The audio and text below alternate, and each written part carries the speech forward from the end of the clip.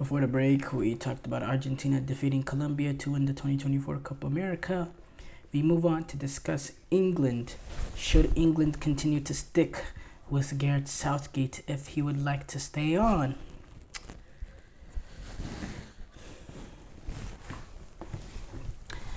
No, no, no, no, no, no.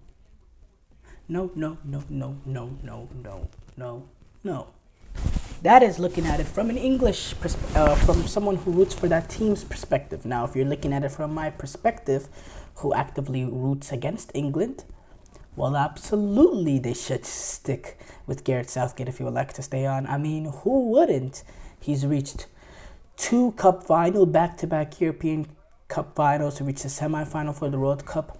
Most successful England manager, besides whoever won that 1966 World Cup. Forgot his name at the top of my head. But yeah, he's been so successful. England will dream to keep him. Okay. Look, I'll say this. I'll say this. With the people that say he's been the most successful England manager, I really think that's not saying much, because this is a country that hasn't won a major international tournament since 1966, and they've only won one in their history. It doesn't take much to be, the most successful. You just reach a few cup finals like he did, and tournament finals, and that's successful. But it doesn't really take much to be successful as the manager of the English national team. It really does not, especially when you have the level of quality amongst this team. There's plenty of managers out there that could replicate Gareth Southgate's success of getting to, a few finals and a semi-final and not win anything. There's plenty of managers that do that, but I don't think there's plenty of managers that will get it over the top. Actually, there is. There is plenty of managers that will get it over the top. And Southgate, he's not.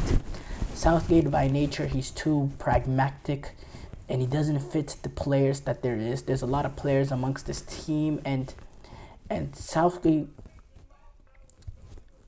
has a defensive approach. And look, a lot of people, they want to blame the players for the pragmatic nature of when they score a goal or when they equalize, that they naturally get pushed back. But other managers, they won't allow it. If you look at some of these other managers, they will run on the field to physically manhandle and push the players up the field if they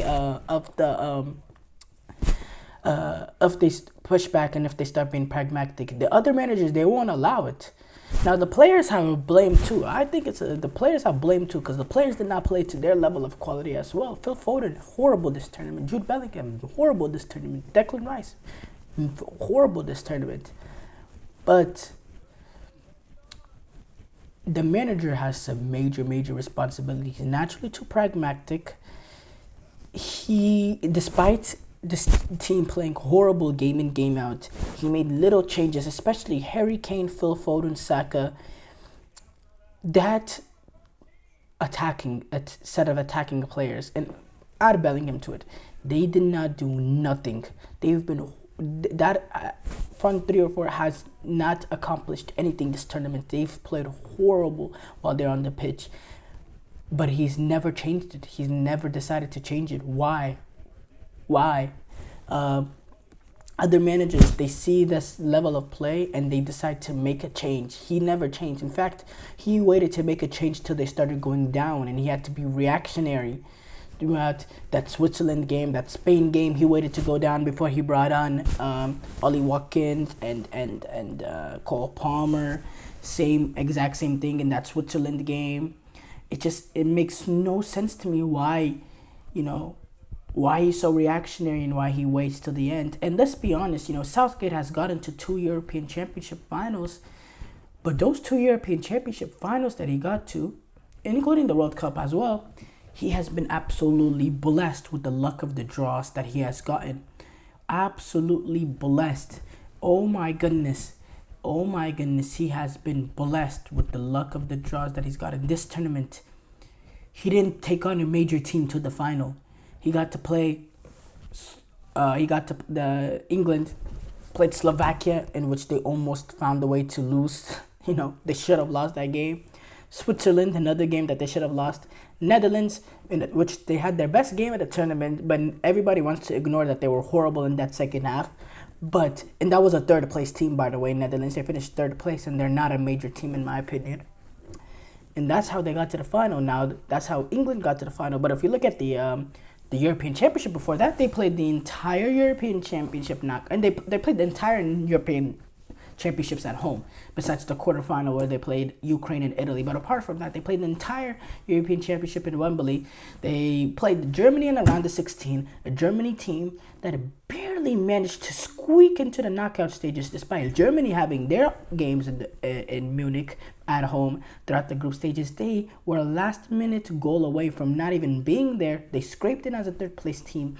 And keep in mind, the two World Cups sandwiched outside of those Euros, they got eliminated in the group stages. It was eliminated in the group stages, round of 16 Euros, and eliminated in the group stages at the next World Cup. That Germany team was not good. They got past that Germany team. They were blessed to play Ukraine in the round of quarterfinals.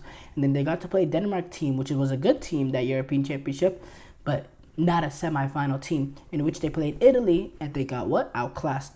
60+% possession from Italy. They got sucked deep as always. They couldn't play out after winning the ball back. Same old story. Let's go back to the World Cup in 2018. They played a Colombia team that sneaked their way into the round of 16 with a with a late goal against Senegal that they got through into the round of 16 where they took on England. By the way, they did win that group, Colombia, and England got finished second. But, they could have got eliminated in the group stages. And that Colombia team, they were decent, but they were not, they were not strong. They were not the Colombian team of 2014. They got to play England, and they pushed England to penalties. In England, they broke their curse. I guess they won in penalties. And then they got to play Sweden team in the quarterfinals, which is actually a decent Sweden team. I think that was it was impressive that they were able to get that win. Okay, and then Croatia, the first real major test that they faced at that World Cup, same thing as always. 56% possession for Croatia, I believe. Despite England scoring early on, Croatia grew into the game, started dominating possession, really made England sucked in deep. That's back when they were playing a back five, and they were pushed into a five, and the midfield had so much work they had to do. Jesse Lingard and Dele Alli, they were asked to do so much, and they just couldn't handle it anymore, and they eventually folded, and Croatia were able to get to the final. And it's just the same story with Gareth Southgate. He's not the manager to push you over the top. He's not. He relies too much on individual moments. They play so pragmatic. They're so hard to watch. They don't play to the level of the quality of players. They don't have a game that they don't have performances where they can dominate these teams, especially the big teams. Even the weaker teams that they couldn't dominate when they played, the likes of Serbia, Slovenia, Slovakia. They couldn't dominate those sort of teams. So how do we expect them to dominate a team like a Portugal or a France? Or France is actually a bad example, but a Portugal or a Belgium or Spain or any of that. How do we expect them to go in and play forward-minded against those teams if they're not even capable of doing those Slovakian stuff? And at the end of the day, if you're not able to dominate Slovakia, then the manager's a problem, because the players are good enough to dominate Slovakia. There's no way Slovakia should be 30 seconds away from knocking out England in the European Championship. But the manager is a problem too. They need to bring in, and you don't even need a world-class tactician, a manager that everybody knows to win at the international level. Luis de la Fuente, he kind of came up the Gareth Southgate way. But Luis de la Fuente, he just happens to play a more progressive style. They happen to be more dominant, and he was just a better man. He's just a better manager than Southgate. Yeah, there's no way England should continue to stick with Gareth Southgate. Flat out. That's just my opinion.